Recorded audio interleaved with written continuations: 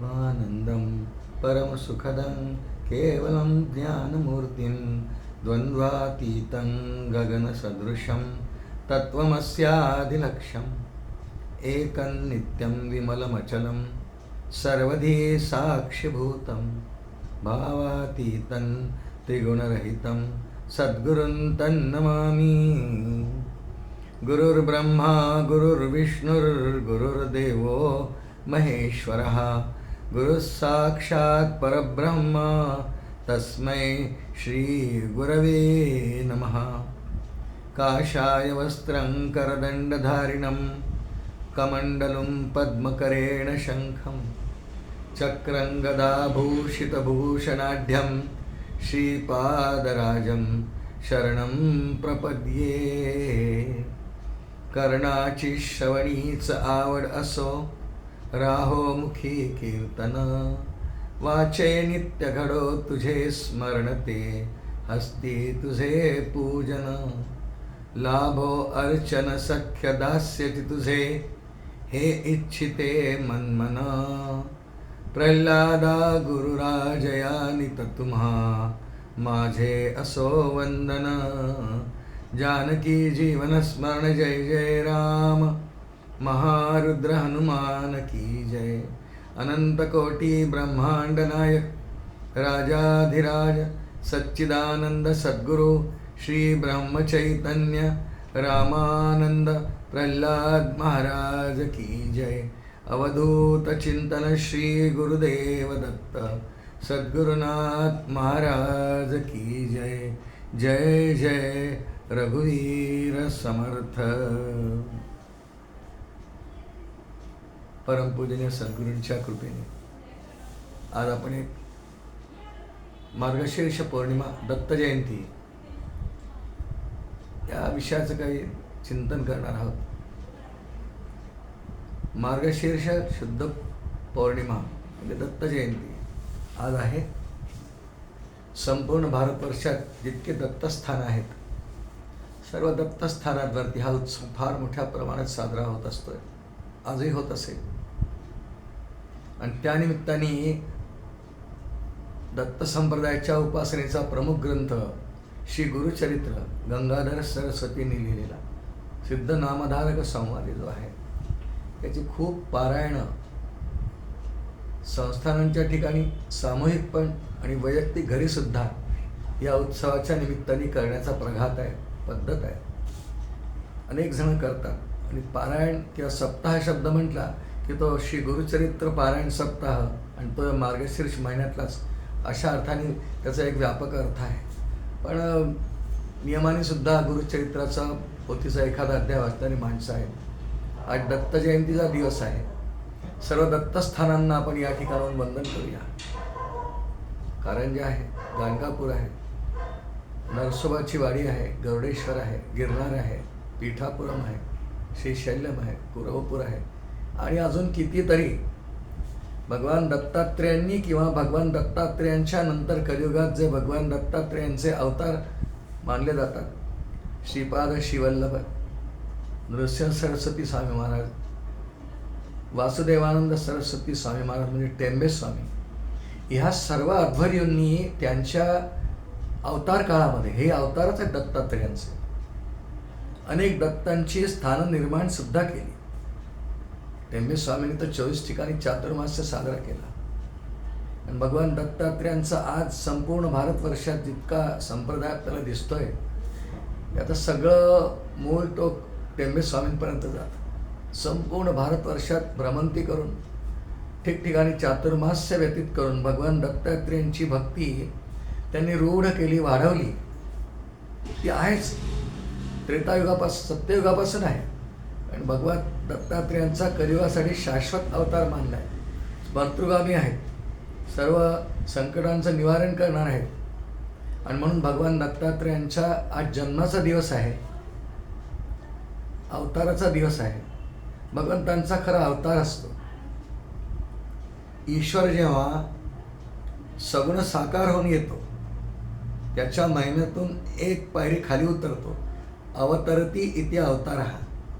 ईश्वर सगुण निराकार आहे, त्याला आकार नाही, तो व्यक्त नाही, आहे, पण तो जेव्हा दिसतो भक्तांसाठी येतो. त्याच्या अवताराची कारणमीमांसा भगवद्गीतेत पुष्कळ केली आहे. यदा यदा हि धर्मस्य ग्लानिर्भवति भारत अभ्युत्थानमधर्मस्य तदात्मानं सृजाम्यहम् आणि परित्राणाय साधूनां विनाशाय च दुष्कृतां धर्मसंस्थापनार्थाय संभवामि युगे युगे. हे इतकी कारणमीमांसा सगळी आपण आज नाही पाहणार. पण भगवान अवतार घेतात त्यावेळेला एक पायरी आपल्या मूळ महिम्यापासून खाली येतात. सगुण निराकार या अवस्थेपासून सगुण साकार होतात आणि भगवान दत्तात्रेयांचा अवतार आजच्या दिवशी झालेला आहे. पौराणिक कथा याच्या मागे आहे, पुराण ग्रंथांमध्ये त्या येतात. पण भगवान दत्तात्रेयांच्या अवताराचं त्याला आपण जन्मच म्हणतो. दत्त जन्म असंच लिहिलं असते पंचांगामध्ये, कालनिर्णयमध्ये वगैरे. अवतार आहे तो, पण जन्म या नावाने म्हणतो. हनुमान अवतारच आहे पण जन्म म्हणतो. श्रीराम अवतार आहे पण श्रीराम जन्म म्हणतो आपण, कृष्ण जन्म म्हणतो. पण तो खऱ्या अर्थाने अवतार असतो. स्वेच्छेने परमात्मा एक पायरी खाली येतो भक्तांसाठी किंवा दृष्टांचं पारिपत्य करण्यासाठी उभय अंगाने. पण भगवान दत्तात्रेयांचा अवतार हा शास्त्रावतार जास्त आहे. 2 प्रकारचे अवतार भगवान नेहमी घेतात, शस्त्रावतार आणि शास्त्रावतार. त्यापैकी भगवान दत्तात्रेयांचा हा अवतार भक्तांसाठी आहे. भक्तांना त्यांच्या जीवनात काहीतरी गुरु उपासनेचा आधार असावा. हा गुरुतत्वाचा अवतार आहे. गुरुतत्वाची उपासना करावी. गुरु हे तत्व आहे. सगळं रूपाने येतात सद्गुरू, पण उपासना गुरुतत्वाची असते आणि ती अत्यंत महत्त्वाची असते. सकल देवांचे दैवत सद्गुरुनाथ एकला अशी पद आहे. गुरुभक्तीची कितीतरी पदं तुकोबांची, ज्ञानोबांची, समर्थांची, अनेक संतांनी, आचार्यांनी कवन केली. शंकराचार्यांचं आहे.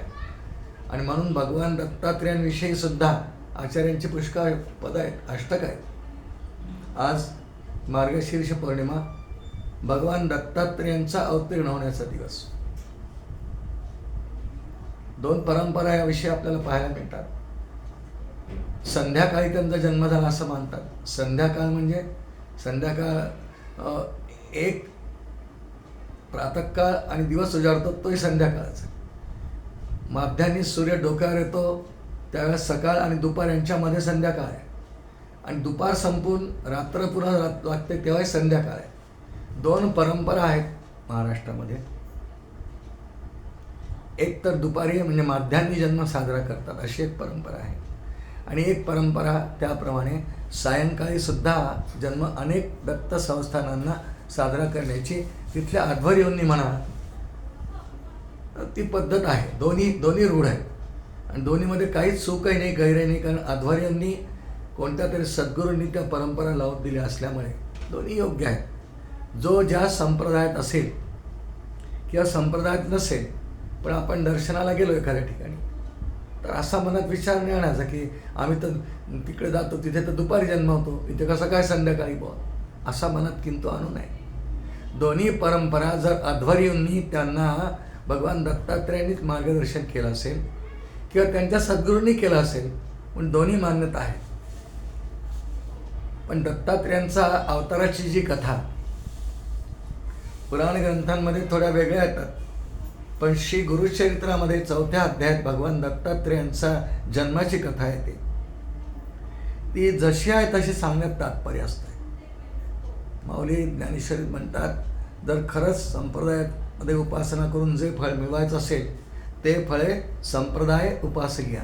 ज्यांनी त्यांनी आपल्या संप्रदायात जी उपासना गुरूंनी किंवा परात्पर गुरूंनी अध्वर्यूंनी रूढ केलेली आहे ती तशीच करण्यात तात्पर्य असते. आणि त्यामुळे श्री गुरुचरित्र या ग्रंथामध्ये तो दत्त संप्रदायाचा प्रमाणभूत आधार ग्रंथ, पारायणाचा ग्रंथ आहे, चिंतन मननाचा ग्रंथ आहे. जेव्हापासून त्या ग्रंथाची निर्मिती झालेली आहे, लाखो करोडो पारायण या ग्रंथाची झाली असतील. या सप्ताहात तर होतातच, पण इतरही वेळ करतात बोलले आपल्याला. आणि त्यामुळे त्यामध्ये जी कथा जशी आहे त्या कथेचा आधार घेऊन तीच आपल्याला समोर आधारभूत ठेवून, पण त्यातल्या काही घटनांवर आपण चिंतन करत जाणार आहे. श्री गुरुचरित्रामध्ये ही कथा अशा पद्धतीने येते. पतिव्रतेचं महात्म्य सांगणारी कथा आहे.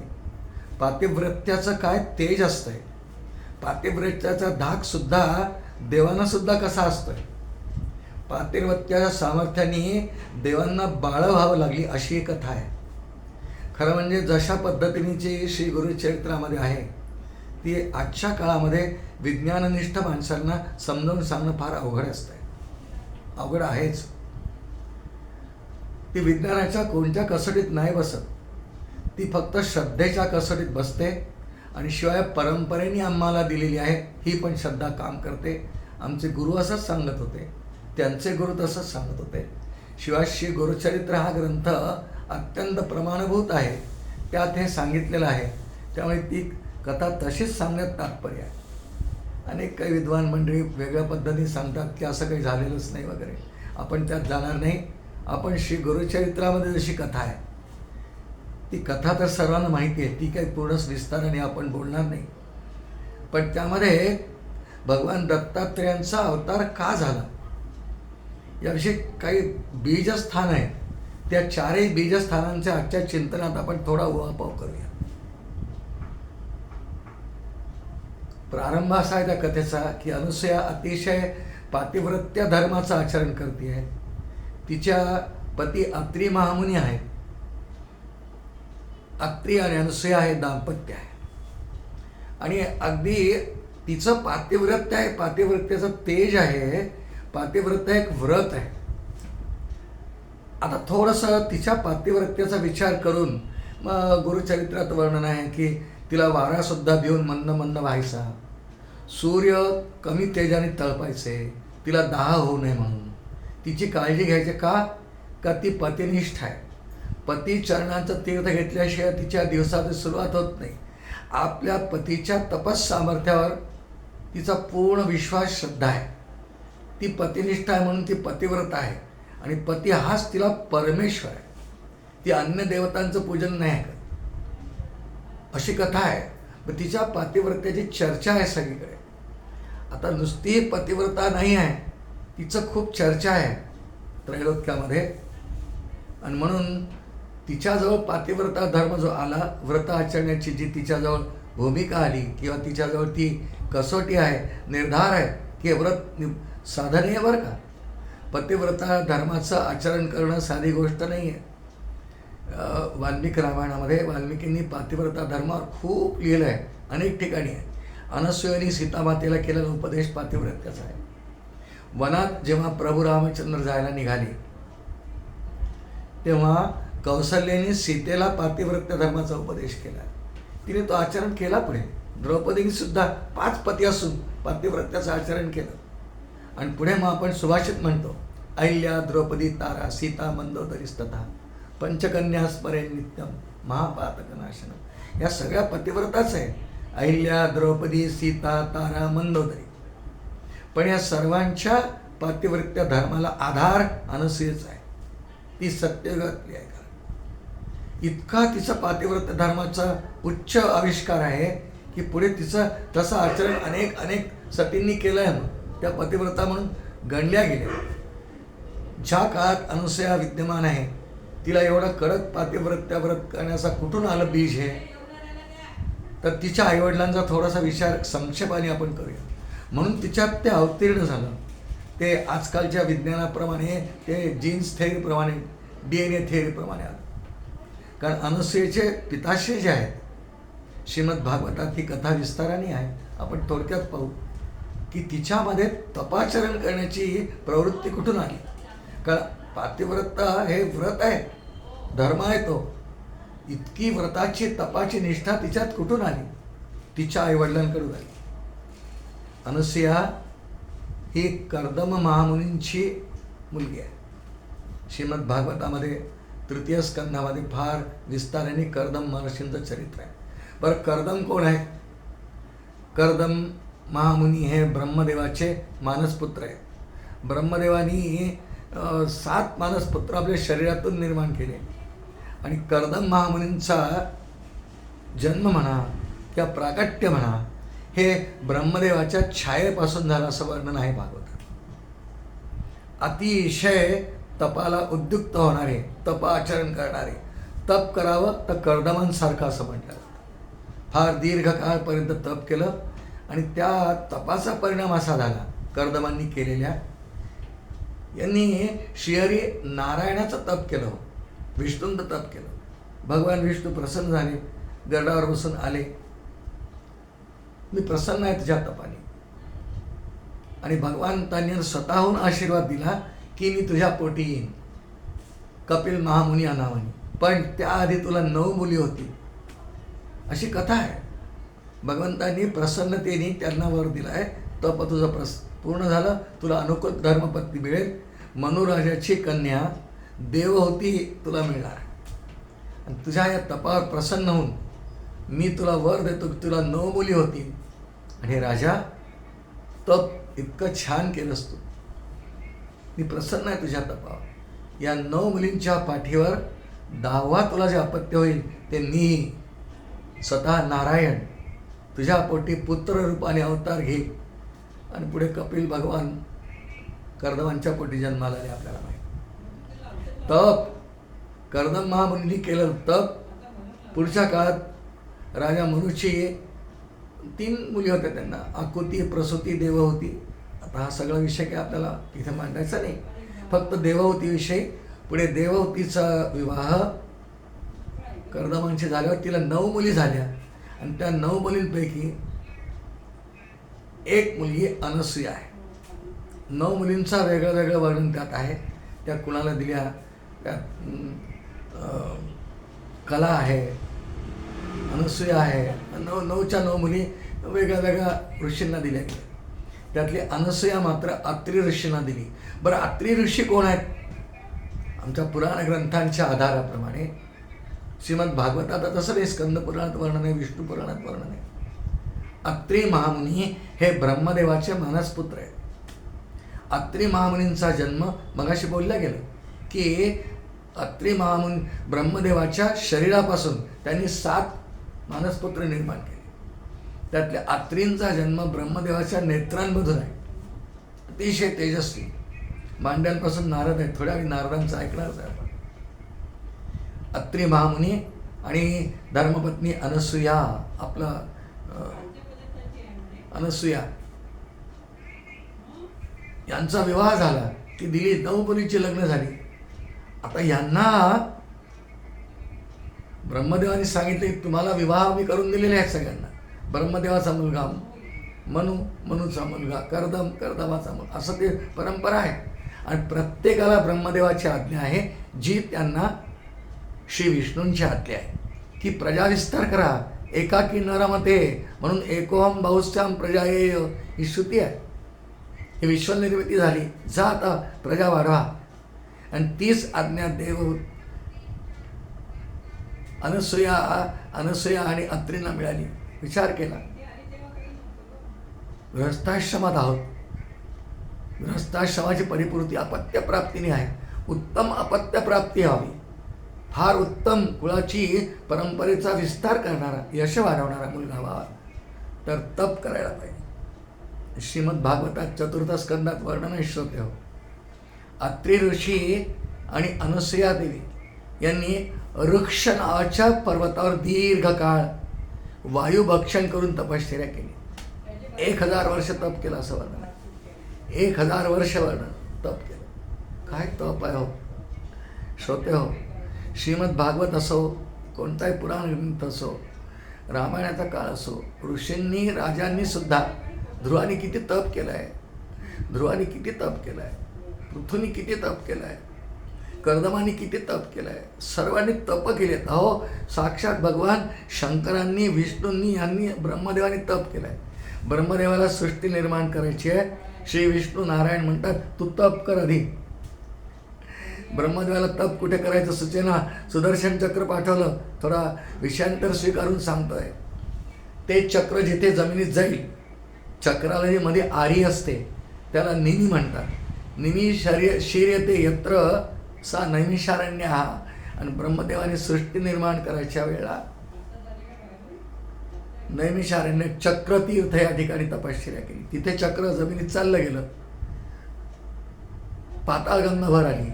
आम्ही पाहिलं 2-3 वेळा ते. आणि त्या ठिकाणी ब्रह्मदेवाची तपाची भूमी आहे.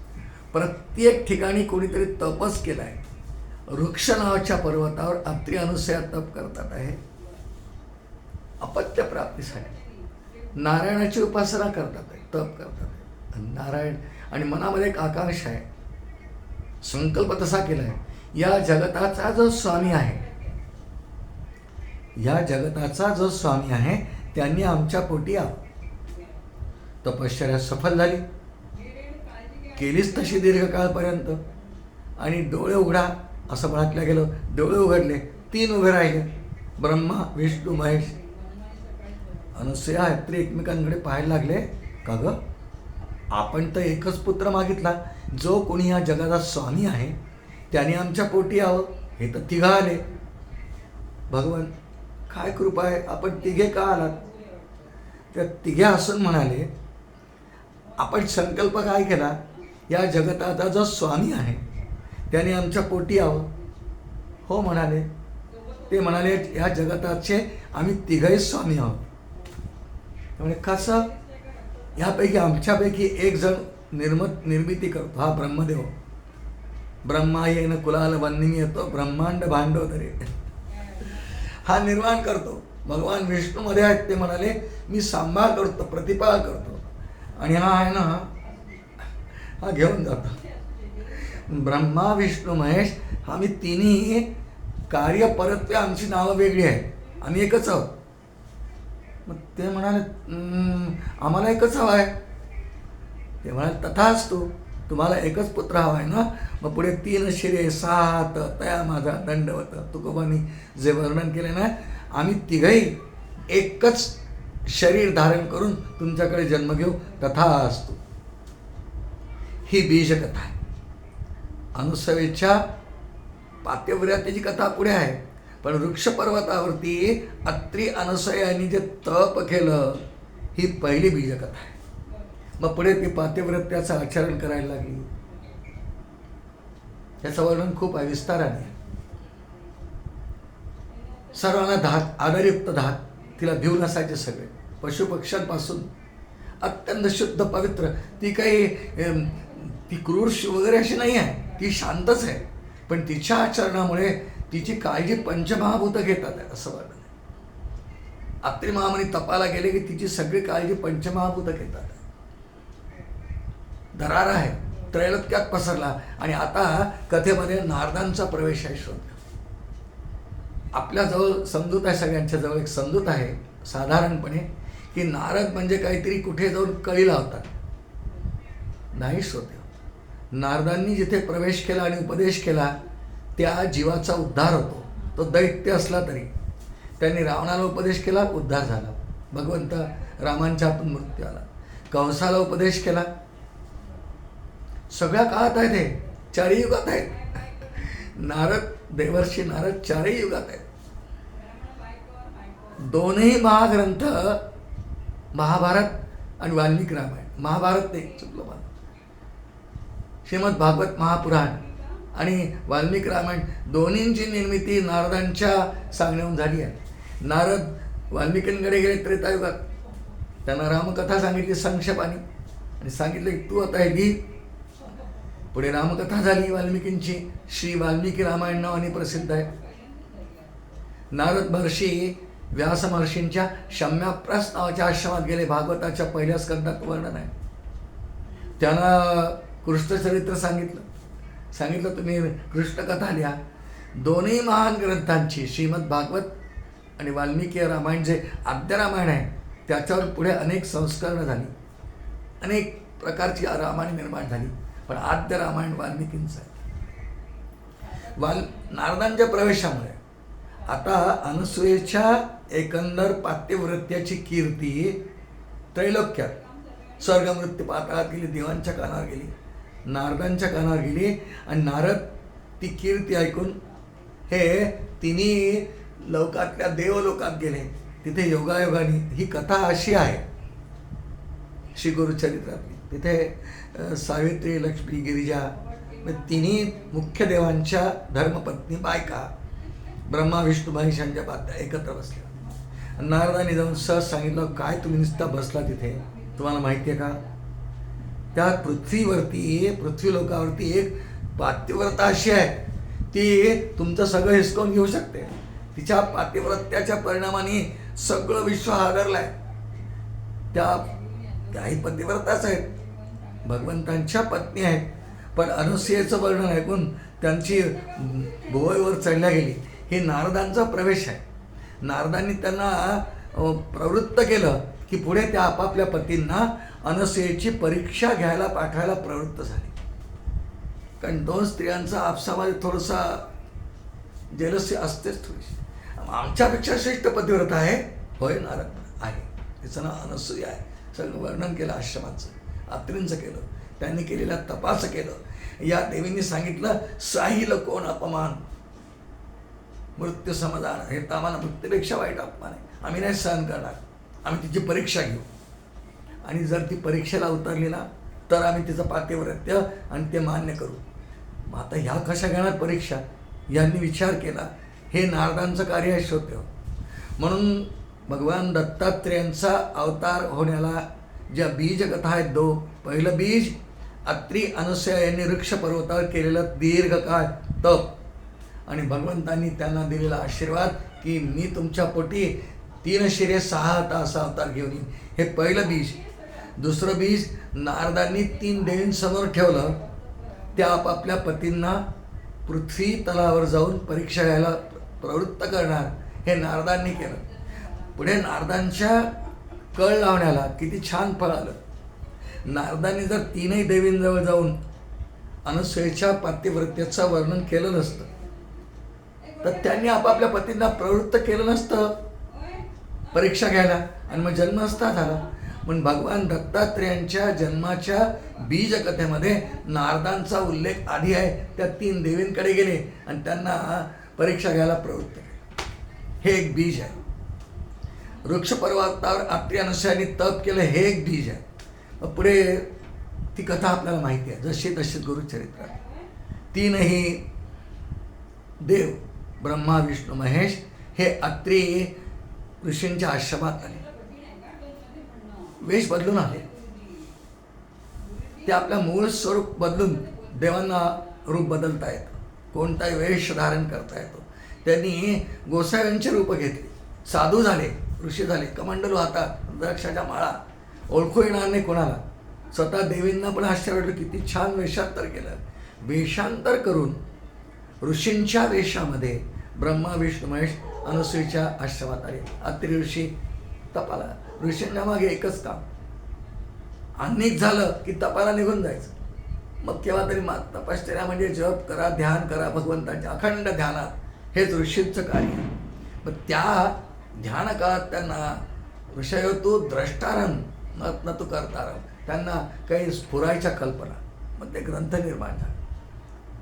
अत्री महामुनी तपाला गेले, अनुसूया घरी एकटे. आता यांनी विचार केला हिला बाहेर कसं आणावं, आणि मग त्यांनी भिक्षेचं निमित्त केलं. माई भिक्षा, माई भिक्षा, रस्त पुकारे अत्री मुनी का आश्रम देखत 3 वा पधारे, अशी आर्याय कीर्तनामध्ये. अत्री ऋषींच्या आश्रमात माई भिक्षा, भिक्षा ओम भवती भिक्षा दे. आले कुटी समोर. अनुसूया आली, काय भिक्षा देणार, या बसा. स्वागत केलं, पाद्यपूजा केली, अर्घ्य दिलं. पतिदेव घरात नाही म्हणाले, आपण बसा थोडा वेळ, आत्ता माझे पती येतील आणि आपण आज भोजन करून जा, भिक्षा तयार आहे. ते म्हणाले आम्हाला भिक्षा नको माई. आणि मग त्यांनी अनुसूयेला नग्न होऊन वाढण्याची इच्छा प्रकट केली. आम्ही इच्छा भोजन आम्हाला हवं आहे, तुझ्या सौंदर्याचं खूप वर्णन ऐकून आम्ही आलेलो आहोत, आणि त्या मनात ही इच्छा आहे की तुझं ते सौंदर्य पाहावं. तू आपल्या अंगावरची सगळी वस्त्र फेडून आम्हाला नग्न होऊन वाढ. एकदम थोडी सरकली आणि विचार केला की ज्या अर्थी अशी आजपर्यंत संपूर्ण पृथ्वीच्या इतिहासात कोणीही अशी मागणी केली नाही. असे करतात हे नक्की अवतारी पुरुष असले पाहिजे. हे काही साधू नाही आहेत, हे साधूच्या वेशात आहेत, त्यांनी वेशांतर केलं आहे. पण मूळ हे कोणी वेगळे असले पाहिजे, नक्की फार मोठे अधिकारी देव असले पाहिजे. माझी परीक्षा घ्यायला आलाय साहेब. विचार केला, हरकत नाही, थांबा म्हणाले, जाऊ नका, कारण माध्यान्नाची वेळ आहे, अतिथी धर्म पूर्ण करण्याची वेळ आहे. रामदास स्वामींनी दासबोधात वर्णन केलं आहे. गृहस्थाश्रमी आहेत अत्रे अनुसया, धन्य धन्य हा गृहस्थाश्रम, सकलांमध्ये उत्तमोत्तम. सकलांमध्ये म्हणजे 4 आश्रमांचा पाया आहे आमच्या आर्य सनातन धर्माला. ब्रह्मचारी, गृहस्थ, वानप्रस्थ, संन्यासी, त्या सगळ्यांमध्ये रामदास स्वामी म्हणतात, धन्य धन्य हा गृहस्थाश्रम. सगळ्यांमध्ये श्रेष्ठ त्याला मानले, परंतु पाहिजे सधर्म आणि भूतदया. सधर्म शब्दामध्ये अनेक गोष्टी ज्या येतात, त्यापैकी एक गोष्ट अतिथी पूजन आहे. अतिथी पूजन म्हणजे माध्यान्नाला आपल्या दारावर कोणी आला, भिक्षा मागायला येईल, कसा येईल, कोणी असो, हीन असो, भिकारी असो, कोणत्या जातीपातीत असो, कोणत्या वयाचा असो, त्यांनी स्नान केलं असो नसो, शुचिर्भूत असो नसो, माध्यान्ह काळी जो आलेला आहे त्या अतिथीला भोजन देणे, याला अतिथी धर्माचं पालन म्हणतात. अनसूया आत गेली,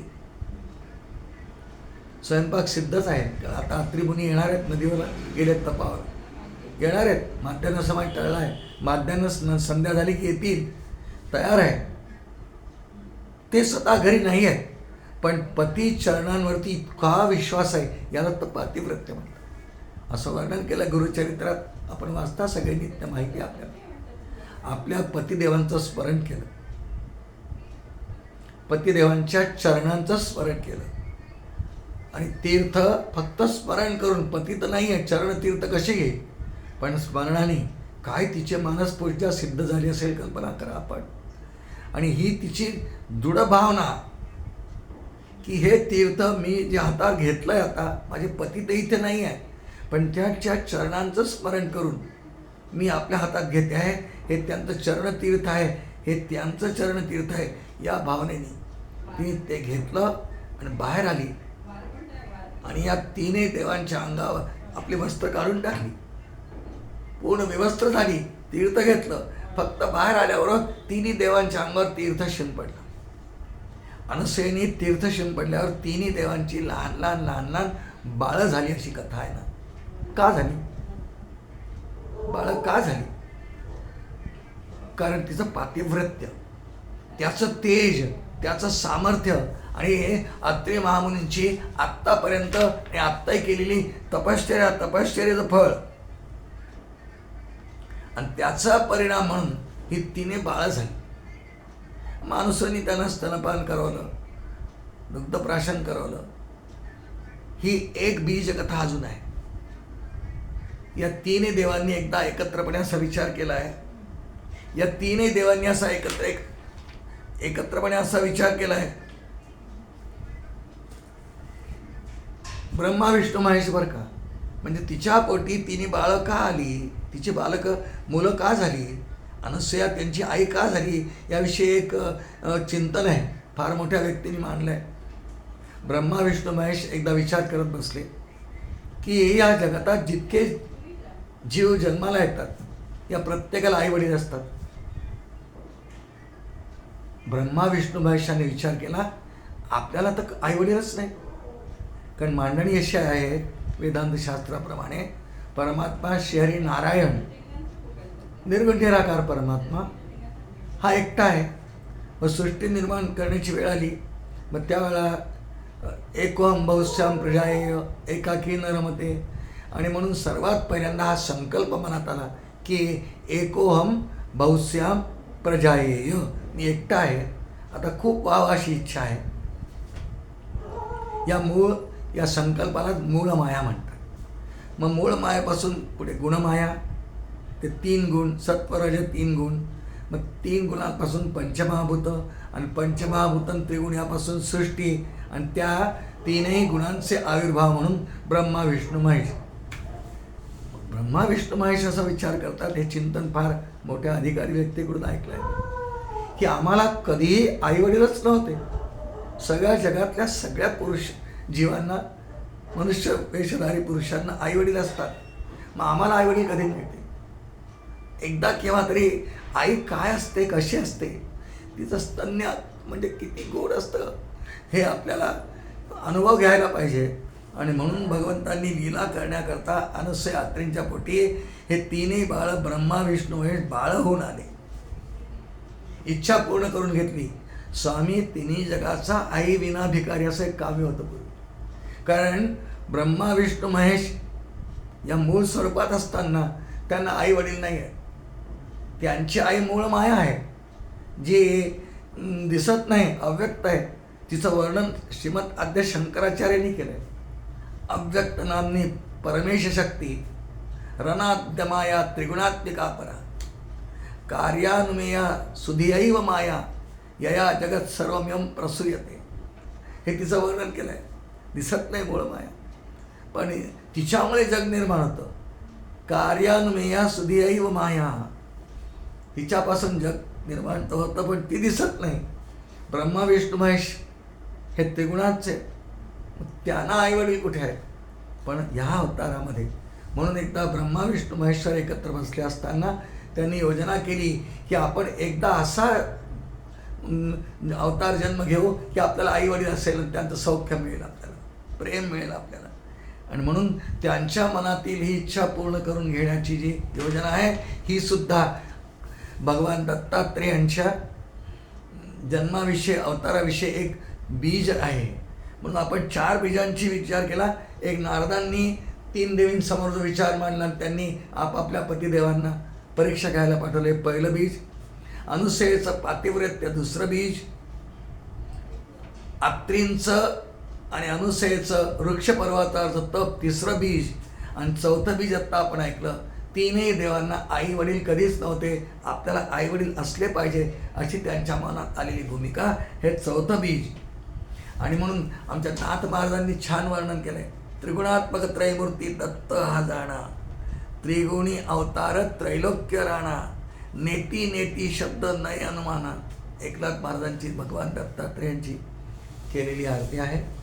सर्व दत्त संस्थानांना ती बाटलीच जाते. त्रिगुणात्मक त्रयमूर्ती, सत्व रजतमा, या 3 गुणांचं एकत्रीकरण. आता ते प्रगट होतील. आपण जन्माची कथा अजून कथेबरोबर सारांश तात्पर्य घेत घेत चाललोय. काहीतरी चिंतन त्या अनुषंगाने करण्याचा प्रयत्न आपला सुरू आहे. त्रिगुणात्मक त्रयमूर्ती दत्त हा जाणा, त्रिगुणी अवतार त्रैलोक्य राणा. त्रैलोक्य राणा म्हणजे 3ही लोकांचा स्वामी. स्वर्ग मृत्यू पाताळ त्रैलोक्य राणा, या 3हीवर त्यांची सत्ता आहे. रामदास स्वामींनी व्याख्याच तशी केली, सर्व धर्मग्रंथांमध्ये आहे. 4ही वाणी 4ही खाणी, 84 लक्ष जीवयोनी, निर्माण केले लोक 3ही, तया नाव देव श्रीराम त्रैलोक्य राणा. जो त्रैलोक्याचा स्वामी आहे असा भगवान दत्तात्रेय, अनुसया आली, तीर्थ त्यांच्यावर प्रोक्षण केलं. ते बाळ झाले हो, कारण त्या तीर्थाचा प्रभाव आहे. पतींच्या चरणतीर्थाचा तिने आविर्भाव टाकला, ते तर नाही आहेत, पण भावनेनी कल्पनेने हे तीर्थ माझ्या पतींचं चरणतीर्थ आहे असा विचार करून टाकल्याबरोबर त्या तीर्थाचा प्रभाव म्हणून ते 3ही देव त्रैलोक्याच्या स्वामी ब्रह्मा विष्णू महेश आहे. मग ती पुन्हा वस्त्र नेसून आली, आनंद वाटला. आणि आता ते रडायला लागली, भूक लागली त्यांना. अनुसयेने त्यांना मांडीवर घेतला. त्या तिघांनाही एकेकाला मांडीवर घेऊन अनुसयेने दुग्धपान केलं. पहा काय गंमत आहे. त्रैलोक्याचा स्वामी नारायण विष्णू भगवान शंकर या तिच्या शिवाय आपापल्या मूळ रूपात आलेले, वेश बदलून आले, तोही वेश गेला. आता बालकं झाली, वस्त्रही अंगावर. अनुसयेने एकेकाला क्रमाक्रमाने मांड्या घेऊन स्तन्य दिलं, दूध पाजलं. किती भाग्यवान अनुसया आहे, जो त्रैलोक्याचा पोषण करता भगवान नारायण श्रीहरी आहे. सर्व जगांना पोचणार आहे. पोसितो जगासी एकलाची तुकोबांचा अभंग आहे. कारण आठविसी कृपाळू देवासी, पोसितो जगासी एकलाची. सर्व जगाचं पोषण करणारा परमात्मा नारायण हा बालरूपानी तिन्ही अंगाने, त्रैलोक्य राणा. आणि त्यानंतर अनुसयेने त्यांना पाळण्यात ठेवलं. पाळणा हलवायला लागली. पर्यंते गात असं गुरुचरित्रामध्ये वर्णन आहे. पर्यंते गाणं. आणि त्यात ती रममाण झाली. तिचंही किती भाग्य आहे. तिचं नुसतं भाग्य नाही, इतक्या बीजकथांचं ते फल आहे. नारदांनी 3 देवींना सावध करणं, वृक्ष पर्वतावर अत्र्यांशाने तप करणं, अनुसयेचं पातिव्रत्य आणि 3ही देवतांच्या मनात विचार येणं की आम्हाला कधी आईवडील नव्हते, आता असले पाहिजे. या सर्वांचा परिपोष, 4ही गोष्टींचा एकत्र परिपोष. म्हणून या 4ही आपण बीज कथा तर नाही आहेत या, पण बीज घटना म्हणूया आपण. या 4 बीज घटना भगवान दत्तात्रेयांच्या अवताराच्या प्रकटीकरणाच्या. अनुसेनी वस्त्र काढून त्यांना दुग्धपान करावं, कारण त्यांची अट तशी होती. ती अट पूर्ण केली नाही तर आम्ही विन्मुख होऊन परत जाऊ. अतिथी सत्काराच्या वेळी, पूजनाच्या वेळी जर अतिथी भिक्षा न घेता निघून गेले तर गृहस्थाश्रम धर्माचं उल्लंघन होतं. अगाध जयाचे जे विहित, ज्याचं जे विहित असतं ना ते त्याला अत्यंत करणीय आहे. ते त्यांनी केलं पाहिजे. हे विहित कर्म पांडव माऊलीने पुष्कळ ओव्या लिहिल्याच्यावर.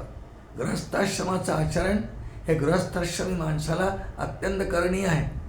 अगा जयाचे जे विहित ते ईश्वराचे मनोगत. म्हणून या केलिया निभ्रांत सापडे तोची श्रीराम, अशी त्याने श्रीत ओव्या. ते ईश्वराचं मनोगत आहे, ते विहित कर्म आहे. म्हणून अतिथी विन्मुख जाऊ नये यासाठी तिने त्यांची अट मान्य करू. पतिव्रता आहे, आपल्या पतींच्या तपावर खूप विश्वास आहे की पतीचं तेज, तपाचं तेज माझं नक्की रक्षण करील. आणि या देवांनी जरी म्हटलं की तू नग्न होऊन आम्हाला वाढ, मी आले आहे, पण त्याआधीच त्यानं बाळ केली. आणि लहानशा नवजात शिशूला काहीही विकारच नसतं. ती आई आहे त्यांच्यासाठी. पाळण्या वगैरे गायला लागली. आणि ह्या ठिकाणी अनेकांनी, चिंतकांनी, विद्वानांनी अनुसेचं रूपकात्मक कथा पण मांडली आहे काही लोकांनी. पण आपण मूळ गुरुचरित्रात आहे तशी पाहतो की अनुसेनी वस्त्र फेडून ती विवस्त्र झाली. याचा अर्थ या जीवानी, म्हणजे काही खूप वाईट अर्थ नाही, चांगला काढला विद्वानांनी अर्थ, या जीवानी वासनेची वस्त्र फेडून संपूर्ण वासना निष्कांचन केल्याशिवाय परमात्मा उपलब्ध होत नाही. हे अत्यंत खरं आहे. निर्वासन, निर्वस्त्र याचा अर्थ निर्वासन केला आहे. या जीवानी निर्वासना, वासना इच्छेचं एक रूप आहे. इच्छेच्या 7 भूमिका आहेत योगशास्त्रामध्ये, त्यातली वासना ही इच्छाच आहे. आणि नेमकं काय स्वरूप आहे इच्छेचं? इच्छा माणसाला होतात. जन्माला आल्यानंतर त्याच्याजवळ 3 शक्ती आहेत. इच्छाशक्ती, क्रियाशक्ती, ज्ञानशक्ती, अशा 3 शक्ती सहज तो जन्माला येत असतो. इच्छा प्रत्येकाजवळ आहे. कधी पूर्ण होतात, कधी होत नाही. कधी होतात पूर्ण, कारण पंचज्ञानेंद्रियाच्या मार्फत हा जीव सतत विषयांकडे धावत असतो. त्यामुळे पाहावंसं वाटतं, खावंसं वाटतं, बघावंसं वाटतं, ऐकावंसं वाटतं. हे पंचज्ञानेंद्रियांच्या वृत्ती धावतात. आणि इंद्रियच तशी बनवलीत ब्रह्मदेवानी. परांची खाणी व्यतृणत स्वयंभू, उपनिषद बोलत आहे. कारण अंतःकरणाच्या वृत्ती बाहेर धावणाऱ्या बनवल्या आहे ब्रह्मदेवानी. रचना तशी केली आहे. आणि त्यामुळे ते विषय मिळाले, इच्छा पूर्ण झाली, मग वासना शिल्लक राहत नाही. म्हणून वासनेची व्याख्या कशी केली शास्त्रकारांनी? अपूर्ण राहिलेल्या इच्छेला, अपूर्ण राहिलेल्या इच्छेला वासना म्हणतात. उदाहरण पाहू एखादं. मला फार इच्छा झाली की आज श्रीखंड खावं, नाही खायला मिळालं आज, तर आजच्या दिवसासाठी ती इच्छा वासनेत ट्रान्सफर झाली. मग कधी पुढे खायला मिळेल गोष्ट वेगळी, नाहीच पुढे खायला मिळालं तर वासनेच्या संगे जन्म घेणे लागे. सूक्ष्मातली सूक्ष्म वासना जरी शिल्लक असेल तर मनुष्याला पुढचा जन्म किंवा पुढचे अनेक जन्म हे वासने पायीच मिळतात. तुकोबांचा अभंग आहे प्रसिद्ध. वासनेच्या संगे जन्म घेणे लागे, एक एक योनी प्रति कोटी कोटी फेरे होते. अपूर्ण आणि शिल्लक राहिलेल्या इच्छांना वासना म्हणतात. असं काही न राहता निर्वासन चित्त जेव्हा होईल, म्हणून अनुसयनी वस्त्र त्या ठिकाणी फेडून ती नग्न होऊन वाढलं, याचा अर्थ विद्वानांनी लावलाय. वाईट नाही आहे, पण तो रूपकात्मक जी कथा मांडण्याचा प्रयत्न आहे तो पुराण ग्रंथांमध्ये नाही आहे. पुराण ग्रंथांमध्ये जशी आहे तशी कथा, आणि आपण गुरुचरित्राच्या आधारे ऐकत असल्यामुळे खरोखरच अनुसूयेने वस्त्र फेडली आणि तिने विवस्त्र होऊन तिनेही त्या यतींना, ते काही देव आहेत तिला अजून माहिती नाही, अजून बाळ झाली तरी तिला ते ज्ञान नाही, तिच्या मनात ही भूमिका आहे की हे साधारण ऋषी नाही आहेत किंवा साधारण भिक्षुक नाही आहेत, हे कोणीतरी महान लोक आहेत असं तिच्या मनात आहे. पण ह्याप्रमाणे भगवान दत्तात्रेय त्या ठिकाणी बालरूपात आले, अजून दत्तरूपात आले नाही. दत्तरूपात ते प्रदोषकाली येतील. अत्रि महामुनी तपाला गेलेले आले परत, अन्निक संपलं, माध्यान्ह संन्या उरकली, नदी तीरावरून परत आले आणि विचार केला की आपल्या कुटीमधून झोपडीमधून लहान मुलांचा पाळणा म्हणण्याचा आवाज येत आहे. ते बाळ काही झोपी गेले, एखादा जागा असेल, कोणी रडतंय, तिघं आहेत ना, ती पर्यंत पाळणे घाते. विचार केला पाळणा कोण म्हणतंय, जवळ येऊन पाहिलं बाळ दिसली, अंतर्ज्ञानी होते. आपल्या घरात बाळ कुठून आली, आणि म्हणून आले. अनुसूयेने सगळा प्रकार सांगितला. अत्रि ऋषीच्या डोळ्यातही पाणी आलं. काय तुझा पातिव्रत्य धर्म, तुझा किती विश्वास श्रद्धा आहे, त्याचं हे फळ आहे. आणि अनुसूये तुला सांगू, अंतर्ज्ञानीच होते. आपल्याला वृक्ष पर्वतावरती ब्रह्मा विष्णू महेश जेव्हा प्रगट होऊन आशीर्वाद दिला होता की आम्ही तुमच्या पोटी येऊ, हे ते तिघ आहेत. तिथं म्हणे तर 3 आलेत, थोड्या वेळी 1 होणार आहे. अत्रि ऋषींनी पाहिलं इकडे, नारदांनी पुन्हा त्या देवींना जाऊन सांगितलं. नारदांचा डबल रोल आहे इथे. स्वागत केलं तिन्हींनी, लक्ष्मी, गिरिजा आणि पार्वती. सावित्रीने देवींनी स्वागत केलं. या नारदा, अगं इथे काय बसलात तुम्ही, तुमचे पतिदेव कुठे आहेत?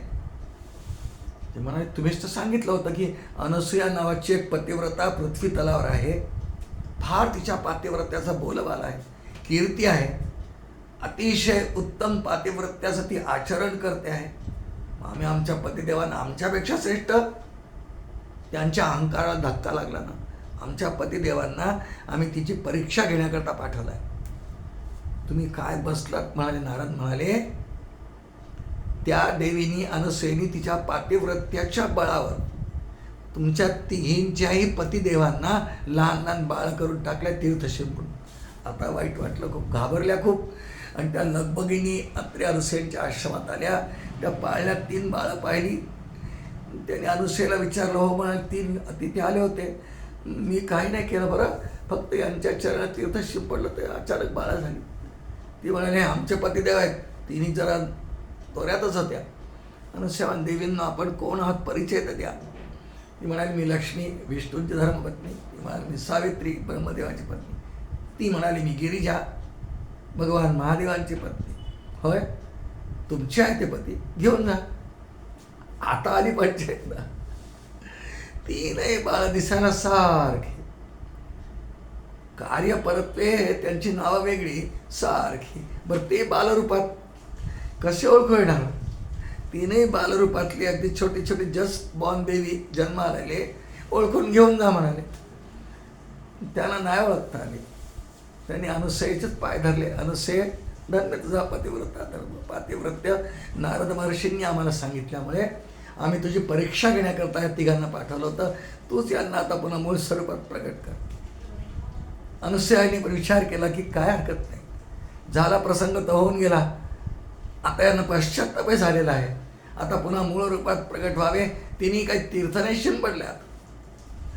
तिने आपल्या पातिव्रत्याच्या बळावर ब्रह्मा विष्णू महेश यांना ध्यान आवाहन केलं. देवतांनो प्रगट व्हा. तिन्ही प्रगट झाले. ब्रह्मा विष्णू महेश आपापल्या आयुधांसह प्रगट झाले. जायला निघाले. आम्ही आमच्या मूळ ठिकाणा जाऊ. अत्रि महामुनी म्हणाले भगवंता, आपण आम्हाला आशीर्वाद दिलेला आहे, आता मूळ स्थानी जाणार असाल तर जा, पण अंशरूपाने इथे राहा. आणि त्याप्रमाणे भगवान विष्णूंच्या अंशरूपाने दत्त, मूळ दत्त मधलं स्वरूप, ब्रह्मदेवाच्या अंशाने चंद्र आणि दुर्वास, शंकरांच्या अंशाने दुर्वास असे प्रगट झाले. चंद्र, दुर्वास आणि विष्णू प्रगट झाले. त्यापैकी चंद्र आईच्या आज्ञा घेऊन निघून गेले, पण अंशरूपाने राहिले. म्हणजे ब्रह्मदेव चंद्रांशाने निघून गेले, अंश ठेवला, आणि भगवान महादेव दुर्वासा रूपाने निघून गेले तपश्चर्या करायला, अंश सोडला, आणि त्यांचे अंश, ब्रह्मदेवाचा अंश, भगवान शंकरांचा अंश आणि श्री विष्णूंचा म्हणजे नारायणाचा अंश, असे तिघं एकत्र येऊन अनसूयेपुढे उभे राहिले दत्त म्हणून. तो दिवस आजचा. आणि अनसूयेने आपल्या पातिव्रत्याच्या जोरावर त्रैलोक्याचे जे अधिदेवता आहेत ब्रह्मा विष्णू महेश, त्यांना पातिव्रत्याच्या बळावर वश करून आपल्या इथे बाळ व्हायला लावलं, आणि पुढे भगवान दत्तात्रय अत्रि अनुसूयेच्याकडे कायमस्वरूपी राहायला लागले. 3 शिरे 6 हात तया माझा दंडवत, काखे जोळी पुढे श्वान नित्य जान्हवीचे स्नान, तुकोबांचा अभंग आहे. सर्व संतांनी याच्यावर कवनं केली. दत्तात्रेयांचा अवतार हा मगाशी बोलल्याप्रमाणे स्वर्तृगामी आहे, शाश्वत आहे, आणि मुख्य हा भगवान दत्तात्रेयांचा अवतार गुरु परंपरा दाखवणारा अवतार आहे, की गुरूंची सेवा उपासना कशी करावी. श्री गुरुचरित्र वाचावं आपण, वाचतात आपण. श्री गुरुचरित्रामध्ये श्रीपाद श्रीवल्लभ नरसिंह सरस्वती स्वामी महाराज यांचा पुष्कळ कथा निरूपण आहे. भगवान दत्तात्रेयांच्या जन्माची म्हणजे अवताराची कथा पण त्यामध्ये आहे. तिच्या आधारेच आपण हे आजचं चिंतन केलेलं आहे. भगवंताकडे ईश्वराच्या शेवटचा मुद्दा पाहू. फक्त अवताराच्या कथा काय ऐकाव्या.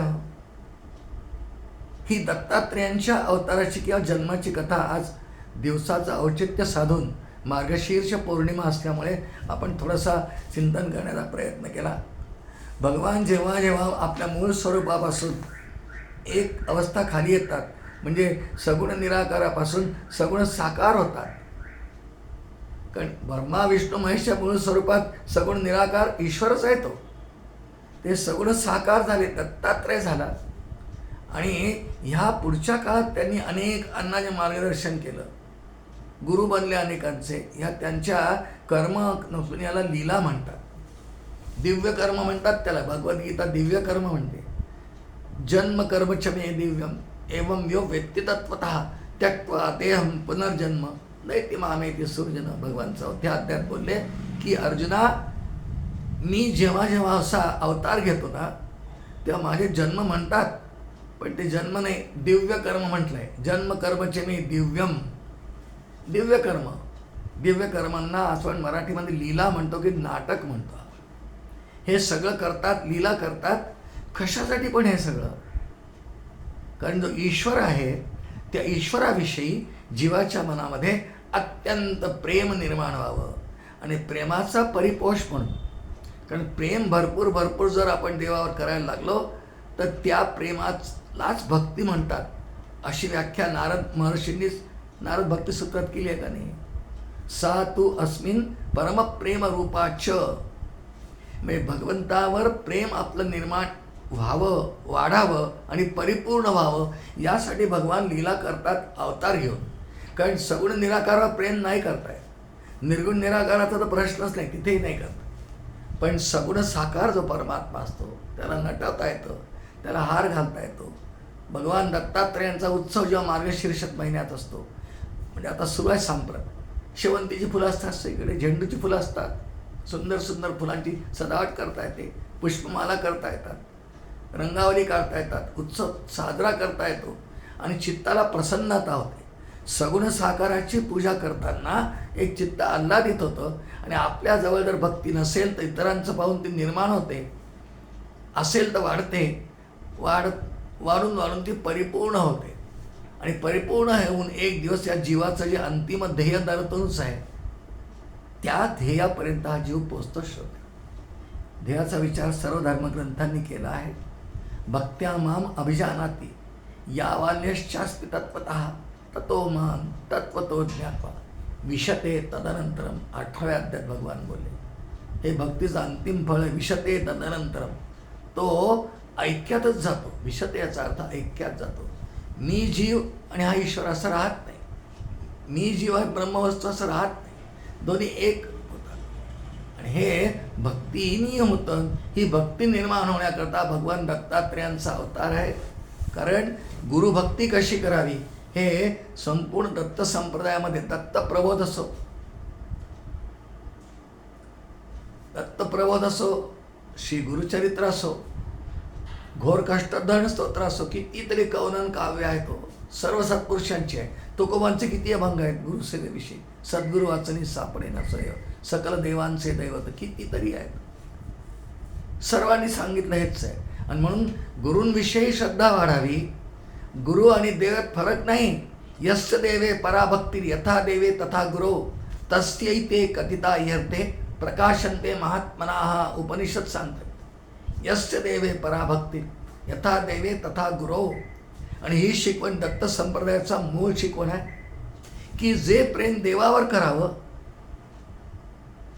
ते सद्गुरूंवर करावं, गुरूंवर करावं. पण दत्त संप्रदायामध्ये पुढे टेंबे स्वामींना दत्तांचं इतकं प्रेम, जवळ मूर्ती पण ठेवायचं, ते दत्तावतारच मानले गेले. श्रीपाद श्रीवल्लभ, नरसिंह सरस्वती स्वामी आणि वासुदेवानंद सरस्वती म्हणजे टेंबे स्वामी दत्तावतारच मानतात. इतक्या ऐक्यात गेलेले, सगळ्या हालचाली लीला इत्यादी जीवांच्या उद्धाराच्या, जीवांना ईश्वराविषयी प्रेम निर्माण करून देणाऱ्या सगळे. आणि त्यामुळे भगवान दत्तात्रेयांचा अवतार अतिशय कलियुगासाठी फार महत्त्वाचा अवतार आहे. सगळ्या गुरु परंपरांना पूज्य माननीय आहे. कुठेही दत्तात्रेयाचा निषेध नाही. मानवा पंथामध्ये दत्त उपासकच आहे. आनंद संप्रदायामध्ये दत्तच उपासक आहे, दत्त उपासना आहे. काही काही उपासना पद्धती भिन्न असते. कारण आनंद संप्रदायामध्ये दत्तात्रेयांच्या उपासनेचा वार बुधवार मानतात. श्री गुरुचरित्राप्रमाणे दत्तात्रेयांचा जन्म मार्गी प्रदोषकाळी राका मृगशीर्षयुक्त दिवशी अत्रिगृही प्रगट गुरुवारच्या दिवशी प्रगट झाला. स्वभक्त गुरुवारी हा अवतार प्रगट झाला. पण दत्तांचा वार गुरुवार म्हणून मानला जातो मोठ्या प्रमाणामध्ये.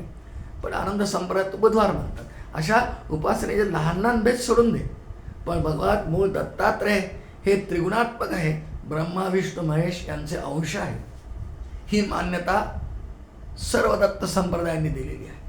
आणि दत्त संप्रदाय हा केवळ भारतापुरता मर्यादित नाही, संपूर्ण विश्वात दत्त संप्रदायाची उपासना आहे. कारण ह्या सृष्टीच्या निर्मात्याचा विचार करताना 3 प्रकारांनी आहे की नाही, उत्पत्ती स्थिती लयात प्रत्येकाच्याकडे एक एक भूमिका. म्हणून ब्रह्मा विष्णू महेश तिन्ही करते. ते मूळ जगाची उत्पत्ती करते हे ब्रह्मा विष्णू महेशच आहेत. आणि त्यांचं एकत्रित रूप, एकत्रीकरण आलेलं भगवान दत्तात्रेय आहे. म्हणून भगवान दत्तात्रेयांचा हा जन्मदिवसही फार महत्त्वाचा. मार्गशीर्ष पौर्णिमा जी आज आहे आणि आपण म्हणून त्या निमित्ताने आज भगवान दत्तात्रेयांच्या जन्मकथेचं काही अंशाने चिंतन करण्याचा प्रयत्न केला. श्री गुरुचरित्र श्रीमद भागवत याच्या आधारे नारदांची कथा आहे, भागवतातील बोललो आपण. जितका आपल्याला चिंतन अजून सूक्ष्म करता येईल प्रत्येकाने आपापल्या परीने करावं. भगवान दत्तात्रेयांची भक्ती आपल्या अंतःकरणात आहेच. आपण गुरुदेव दत्त म्हणतो ना, अवधूत चिंतन श्री गुरुदेव दत्त. अजून विस्ताराने भगवान दत्तात्रेयांनी काय काय केलं पाहिजे असेल तर भगवान दत्तात्रेयांनी केलेल्या 24 गुरूंचं वर्णन श्रीमद भागवतात 11व्या स्कंधात येतं. वाचावं ते जरूर की काय गुरु त्यांनी कुणाला केलं, का केलं, ते तर स्वतःच गुरु, मग 24 गुरु का केले वगैरे वगैरे. अवधूत रूपात ते फिरत असताना त्यांनी 24 गुरु केले असं वर्णन आहे. म्हणून भगवान दत्तात्रेयांच्या अवताराचं आज सेतू हिमाचल पूजन आहे. आज त्यांच्या विशेष स्मरणाचा दिवस आहे. त्यांचं रोजच स्मरण करावं, अवधूत चिंतन म्हणावं. ज्याला शक्य आहे त्याने वर्षातून किमान 1 सप्ताह गुरुचरित्राचा करावा.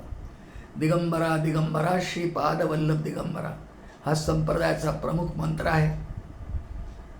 तो टेंबे स्वामींनी म्हणजे परमहंस परिव्राजकाचार्य वासुदेवानंद सरस्वती स्वामींनी जगाला दिलेला मंत्र आहे. दिगंबरा दिगंबरा श्रीपाद वल्लभ दिगंबरा. या मंत्राचा जप करावा, गुरुचरित्र वाचावं. द्विसहस्री नावाचा ग्रंथ आहे तो वाचावा. पुष्कळ वाङ्मय दत्त संप्रदायात आहे. पण उपास्य दैवत भगवान दत्तात्रेय आहे. त्या उपास्य दैवताच्या प्रगटीकरणाची, जन्माची आज आपण सार रूपाने कथा ऐकली. विस्ताराने ती गुरुचरित्रात आहे. आपण ती वाचावी. त्यातल्या काही ओव्यांचं चिंतन म्हणून आपल्या परीने करावं. म्हणजे आपल्याला इप्सित जे आहे ते भगवान दत्तात्रय नक्की देतील. तसं भगवान दत्तात्रेयांनी सर्व दत्तभक्तांना द्यावं अशी भगवान दत्तात्रेयांच्या चरणी प्रार्थना करतो. माझ्या सद्गुरूंची प्रतिमा बाजूला आहे, त्यांच्या चरणी आजचं झालेलं चिंतन समर्पण करतो आणि वाणीला विराम देतो. अवधूत चिंतन श्री गुरुदेव दत्त सद्गुरुनाथ महाराज की जय. अनंत कोटी ब्रह्मांड नायक राजाधिराज सच्चिदानंद सद्गुरु श्री ब्रह्मचैतन्य रामानंद प्रल्हाद महाराज की जय. सब संतन की जय. जय जय रघुवीर समर्थ.